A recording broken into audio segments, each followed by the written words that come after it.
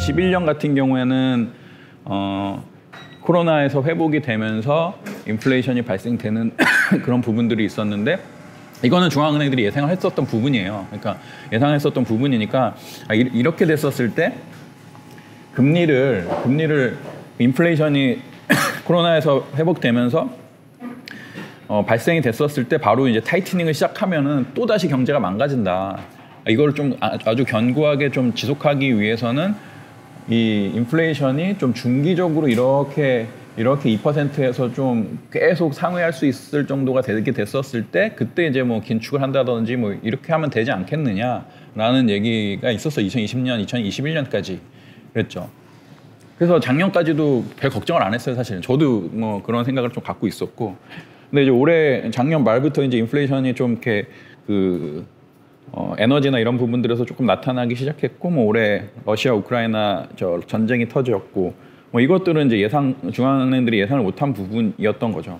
그러니까 그래서 이제 이렇게 막 인플레이션이 폭발이 됐는데, 근데 작년까지 중앙은행들은 인플레이션을 일으키고 싶어 했어요.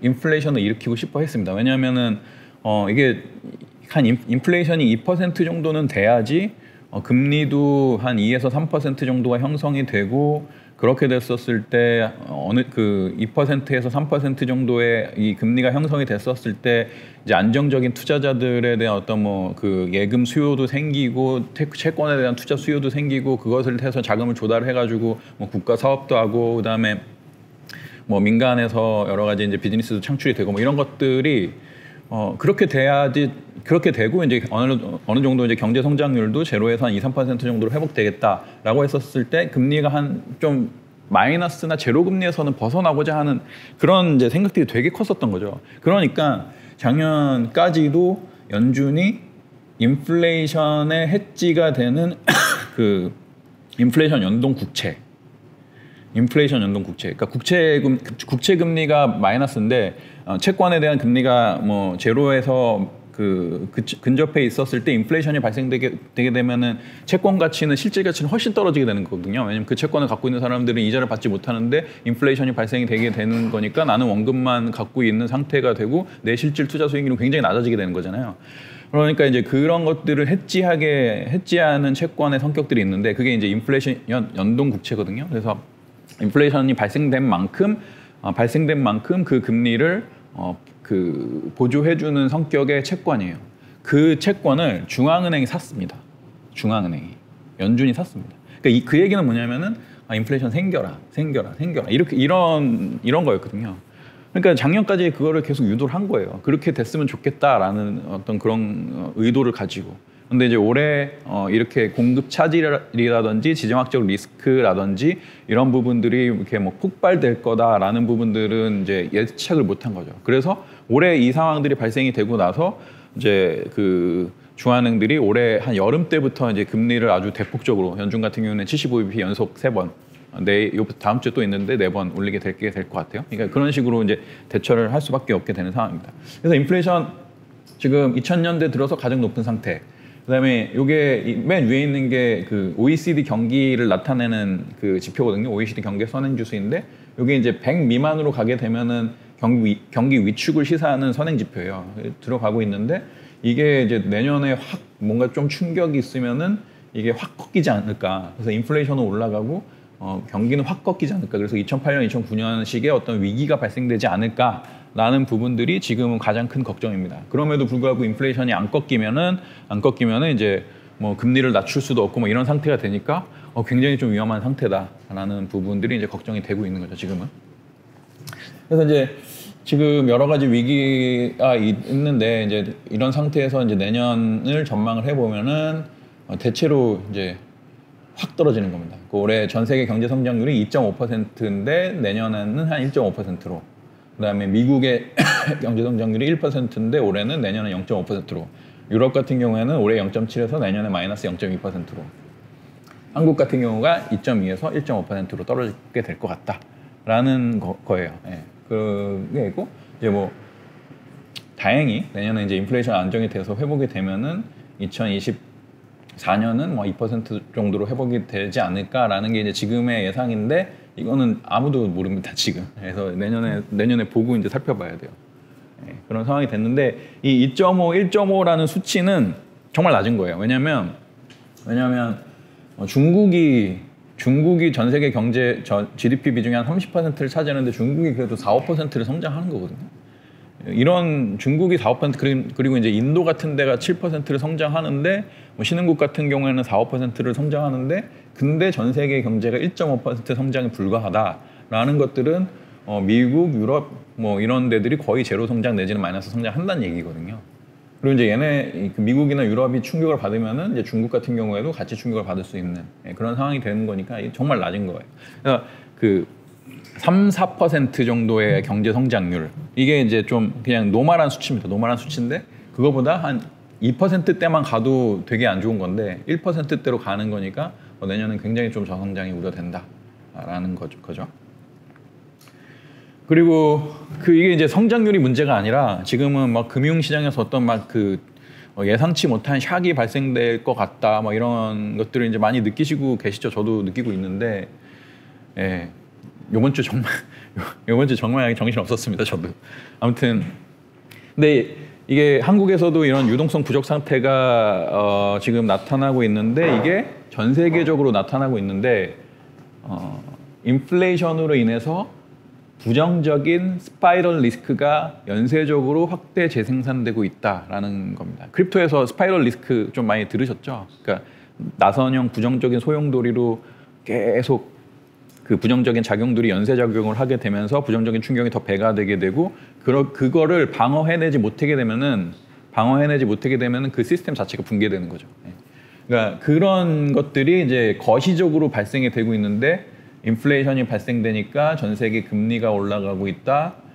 그리고 이제 한편으로는 그 에너지나 이런 부분들 때문에 한국처럼 독일처럼 일본처럼 대만처럼 제조업을 해서 이제 수출을 하는 국가들이 지금은 무역 적자 상태예요. 이 두 가지 중에 있는데 이제 금리가 상승하니까 미국에서는 어떤 일이 벌어지냐면은 이제 일드 커브라는 게 역전이 됩니다.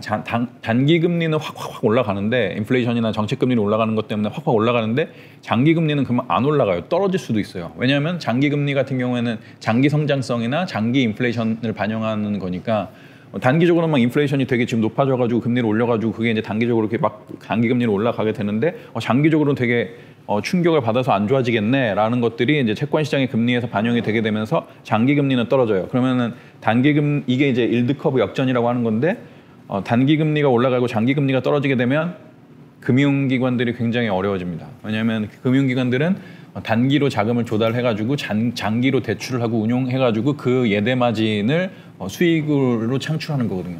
그러니까 이게 되게 어려워져요. 그러면 어떤 일이 발생되냐면은 금융기관들이 이제 대출이나 이런 것들을 굉장히 그 리스크 관리를 더 강화하는 거죠. 그리고 이제 문제 생길 것 같으면은 대출 회수하고 만기 연장 안 해주고 뭐 이런 어떤 문제들이 되죠. 유럽이 지금 제일 문제인데 유럽은 금리가 상승하고 인플레이션이 발생이 되니까 그 유럽의 어떤 재정 적자가 발생될 수 있다. 그다음에 통화 시스템이나 이런 것들이 취약해질 수 있다라는 부분이죠. 그래서 이것이 이제 통화 가치가 유로화나 파운드화 약세가 되면 얘는 또 그 네거티브 스파이럴이 어떻게 발생되냐면은 인플레이션을 또 높여요. 그죠? 국내 인플레이션을 또 높인다. 이게 또 확대 재생산되죠. 그다음에 또 한쪽에서 보면은 이제 이렇게 됐었을 때 유럽이나 다른 국가들의 교역 조건이 악화가 되고 대외 수지가 악화되니까 통화 약세가 발생이 되게 되고 그 외환 시장에서 통화 약세를 방어하기 위해서 왜냐하면 통화 약세는 거시적으로 굉장히 취약하잖아요. 왜냐하면 인플레이션을 유발시킬 수 있고 대외 수지 적자 상태가 됐었을 때 이게 지속 불가능한 어떤 그런 상태가 되니까 외환 시장을 안정시켜야 되거든요. 그럼 외환 시장을 안정시키려면 어떻게 해야 되느냐? 달러 유동성을 공급해줘야 돼요. 달러 유동성을. 왜냐하면 외환시장에서 달러에 대한 수요는 많은데 달러 공급은 줄어들게 되니까 달러 가격이 올라가는 거거든요. 한국 같은 경우가 지금 무역 적자 상태라서 통상적으로는 이제 수출 기업들이 무역 그 달러를 벌어 와가지고 국내 외환 시장에서 달러를 풀어줘야 되는데 지금 무역 적자 상태가 되니까 달러 공급을 못하죠. 달러 공급이 줄어드는데 이제 지금 막 유동성이나 이런 것들 문제 때문에 달러 부채 갖고 있는 데들은 달러 상환해야 되니까 달러 수요는 되게 높아져요. 또 교역을 해야 되는 데서도 이제 비상시로 달러를 보유하고 있어야 되겠죠. 결제를 해야 되고 하니까 달러 수요는 높아지고 달러 공급은 늘어나니까 통화 약세가 되죠. 이런 것들을 한번 좀 막아줘야 되는데. 그때 달러 유동성을 공급시켜줘야 되죠. 달러 유동성을 공급하는 방법은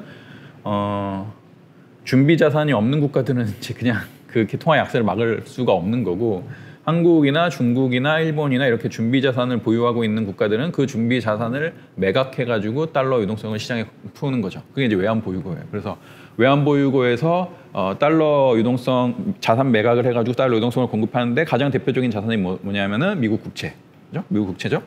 그래서 미국 국채를 팔게 되면은 또 금리가 올라가죠. 그러니까 이런 네거티브 스파이럴 리스크가 지금 있어요. 이런 것들이 이제 그 거시적인 어떤 조정 상태에서 좀 안 좋은 데는 이제 수출 가격 통화 약세가 되면 수출 가격 경쟁력이 올라가니까 수출이 회복이 되고 다시 흑자로 돌아가고 이런 상태가 거시적인 어떤 조정 상태가 돼야 되는데 지금 그게 발생이 안 되고 있잖아요. 전 세계적으로 다 이러니까. 그러니까 이게 이제 오랫동안 이 상태가 조정이 안 되게 되면은 이제 경제 위출, 자본 수익률 하락하게 되고 교육이나 금융 시스템이 취약해지게 되고.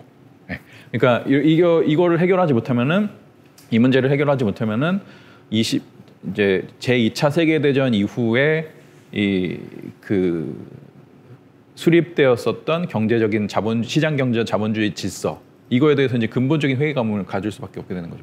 이거 조정 안 되는데? 뭐 이런 식으로. 네.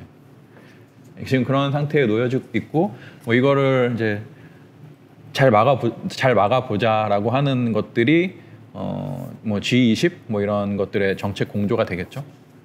근데 이제 미국이랑 중국이랑 사이도 안 좋고, 이러니까 이제 문제가 있습니다. 아무튼 이제 미국 정부도 연준도 연준도 유럽도 ECB도 중국도 각자 나름대로 이 시스템을 좀 유지시키려고 하겠죠. 네, 그런 상황들이 이제 내년에 나타날 상황들이고요. 이거를 어떤 방식으로 해서 이제 이게 회복이 될지 모르겠지만 하여튼 인플레이션이에요. 지금 무조건 인플레이션을 잡아야 돼. 그래서 인플레이션을 잡기 위해서 올해 말 내년 초는 막 리세션이 발생되고 막 금융시장도 굉장히 안 좋고 한데 금리를 계속 올려야 되는 그런 상황들이 올해 말 내년 초 상황이고요. 그리고 이제 그 이후에 이제 경제가 위축되기 시작할 거예요. 내년 상반기부터. 그래서 내년은 그렇게 좀 준비를 해야 됩니다. 고통이나 이런 것들을 좀 이렇게 수반되는 것들을 준비해야 되는 상황입니다.